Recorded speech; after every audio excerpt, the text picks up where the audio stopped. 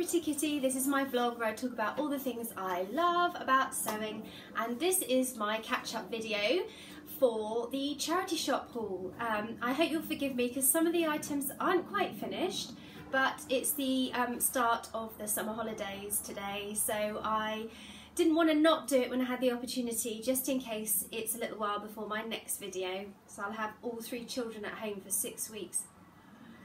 So, charity shop shopping for jersey for my Frankie t-shirt. So this is the Frankie from Tilly and the Buttons, and anyone that's watched previous vlogs will know that I love this pattern. It's really lovely. It's very well cut. It has a slightly curved hem. These are ready to wear shorts I'm wearing this one with today.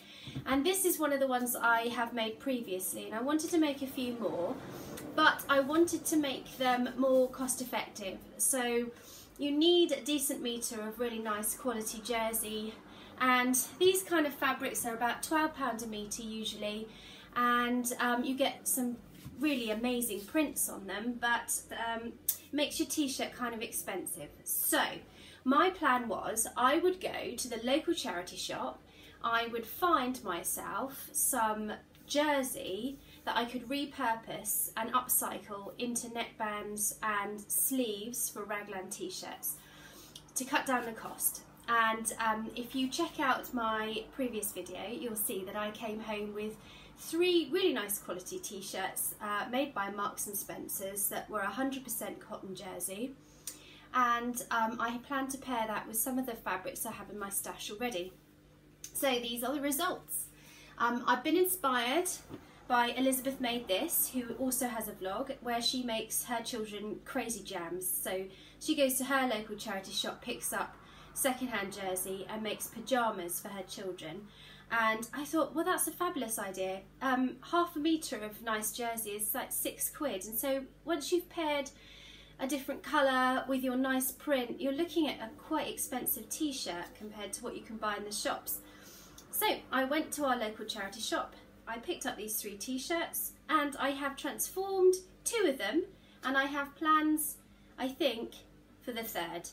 But like I said, I thought if I don't do this today, this video is not going to get made, so please forgive me for having one unfinished job.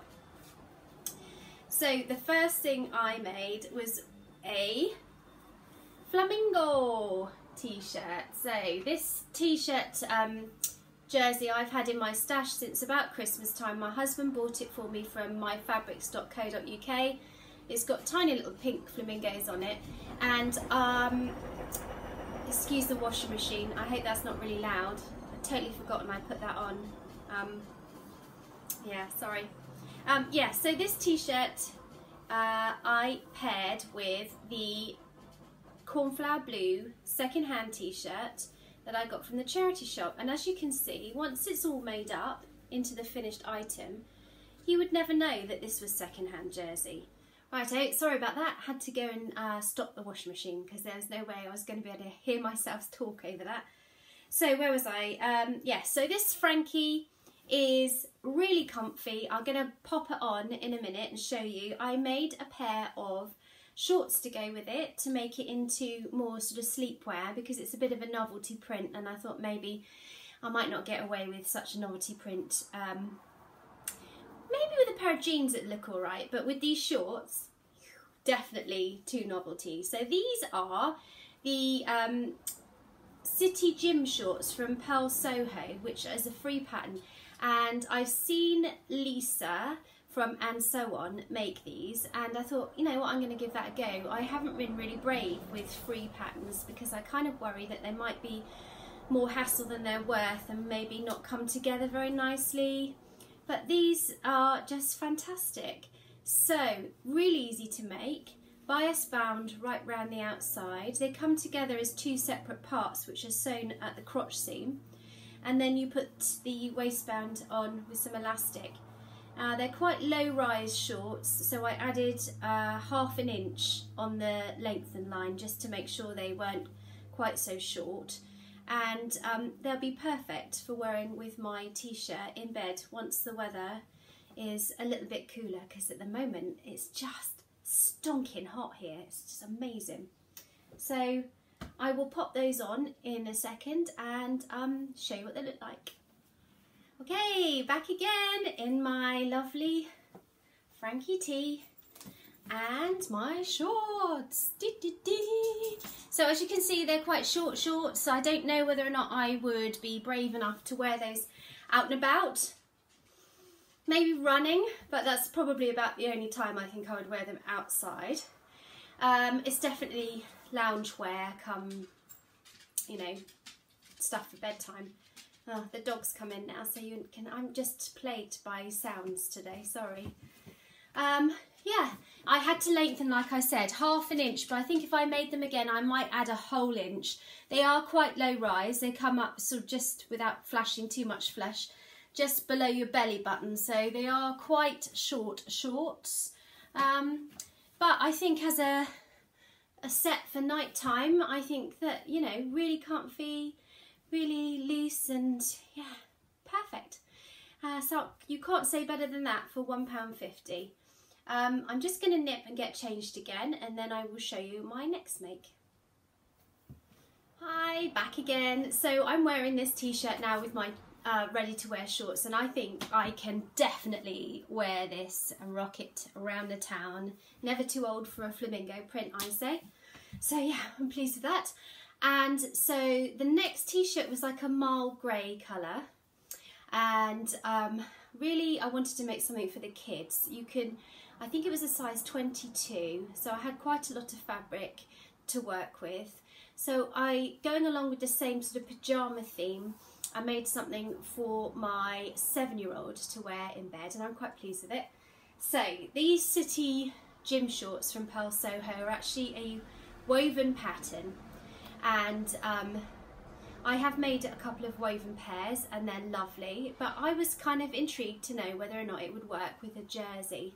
And so I did a little experiment using my £1.50 t-shirt, because who cares, you know, if it goes wrong, when it's cost you £1.50 the fabric, then, you know, it doesn't matter, does it?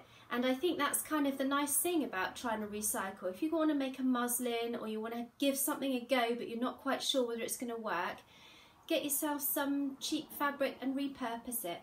So these are my experiment that turned out really well, I think. They are made from that grey marl t-shirt. Plenty of fabric in that t-shirt for a pair of 7-year-old shorts. I wanted to have a little go at doing the binding using a jersey that I had in my stash. So this is like a nice pink Ponte Roma that was left over from another project. And really all I did was the same sort of process as you would be putting a neckband on. So I decided how wide I wanted it, doubled that, folded it over, and then overlocked it on the edge of the shorts in the same way that you would do a neckband, and then ironed it. And I think that turned out really, really well. They're super comfortable, they look quite sporty, and they go perfectly.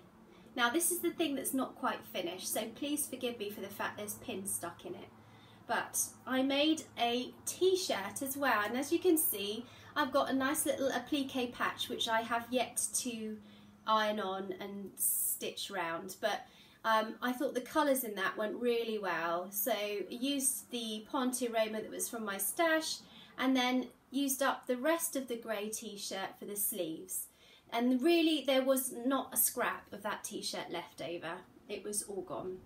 And to me that's proper recycling, isn't it? That was a t-shirt that was destined to be sat in a charity shop, and now it's made the most perfect pair of children's pyjamas. The third t-shirt I picked up was like a navy blue t-shirt, and I wanted to pair it with my shark fabric from a previous haul, and I still haven't decided what I'm going to make with it. This fabric is so nice that I almost can't cut into it. Have you got fabrics like that at home that you just want to keep because you're frightened that if you make the wrong decision and you cut it up, that you'll end up with something that you're not quite as happy with? So I just thought I'd show you the shark fabric again in case you missed it. It's a lovely, I think it's a Polytex Stoffen. Also came from myfabrics.co.uk. It's got a cream background and these lovely sort of abstract looking sharks all over it. And the blue t-shirt that I picked up in the charity shop, which is now all cut up and ready to use, it really is. I mean, look how much fabric there is there. There is plenty there to do something cool. And it goes really nicely with those sharks. It's like the perfect blue. So that is a work in progress. We all want a bit of the sharks. My husband wants a t-shirt. I would love a dress out of it. My son really wanted a pair of shorts out of it. So I am thinking carefully about what to do. But I thought you might be interested just to see how much fabric you can get out of a charity shop t-shirt. So I was thinking about just a few tips if you wanted to go and have a look around your local charity shop, things to look out for. So the first tip is look at the label. Look at the clothes label inside, see what the composition of the fabric is, have an idea of what you want to pair it with. It's no good pairing a really heavy Pontoroma, for example, with a really light viscose jersey, because it probably wouldn't work too well. So you want something similar. So a cotton jersey or something with a bit of spandex in it, if you have got one of these novelty prints, will probably work quite well.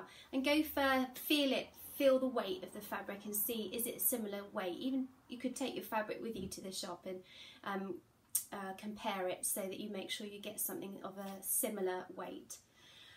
Excuse me, I've just got a list down here, so don't want to forget anything.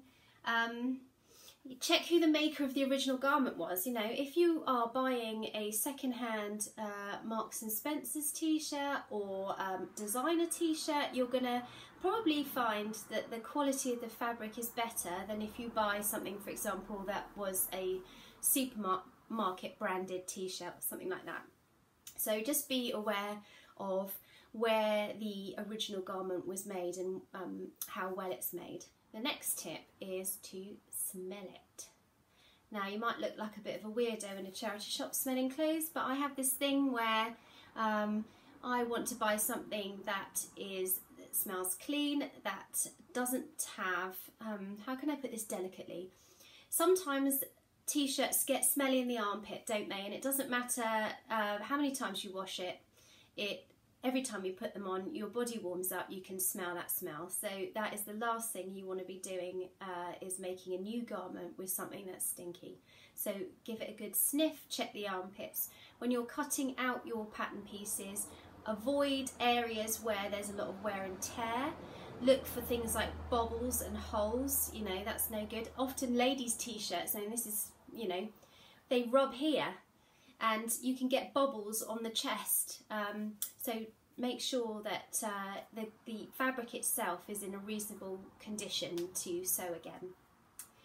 The next thing I thought about is pick a large sized garment, because you're going to get much more fabric for your money. So go for something in the biggest size you can find. That goes for things like, you know, duvet covers. People make marvellous dresses out of duvet covers, and you wouldn't know it was a duvet cover after it's made up. So you really have to have your imagination, let it go wild, pick things that you might not necessarily think immediately are going to be good, and sometimes they turn out to be great.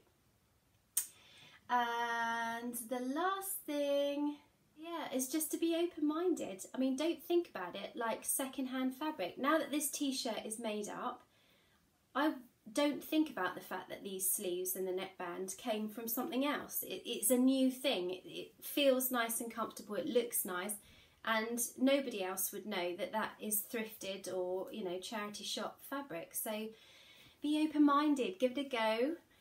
Don't think you necessarily have to spend £6 on half a metre of really expensive brand new jersey in order to make garments, because it's really not necessary. So the last thing I was going to talk to you about today is my obsession with these City Gym shorts. They are so nice to sew. They are kind of addictive because they're quite a quick make. It's a free pattern, like I said, so everything is going for it. And particularly for children, they make awesome summer shorts. I think I will make myself another pair, but like I said, I'm going to lengthen them by a good inch just to make sure I feel comfortable going out in public with them with short shorts on. So I'll just show you a couple of pairs I've made.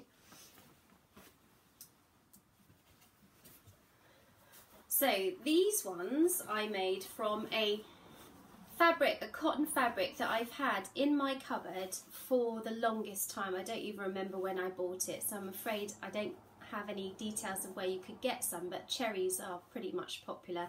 And this is just cotton, it's just 100% cotton, and some shop bought bias binding because I'm a bit lazy like that, and I haven't made my own bias binding before because you can get so many fantastic colours in the shops. I just sort of think I'll go for the lazy option, the quickest option. So I put a nice red trim all the way around these shorts. These fit my 10-year-old really, really nicely. They are, again, quite low rise, so my kids like that. They don't like anything up around their waist, so that's pretty much, you know, perfect for them.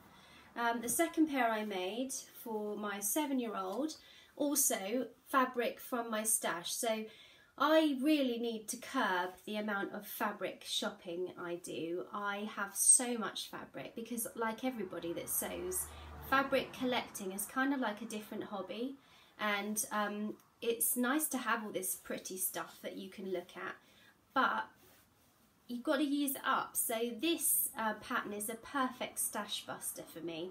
The kids needed shorts. I've got loads of these really lovely cottons in my cupboard from the days before I got into jersey making. And this is giraffes.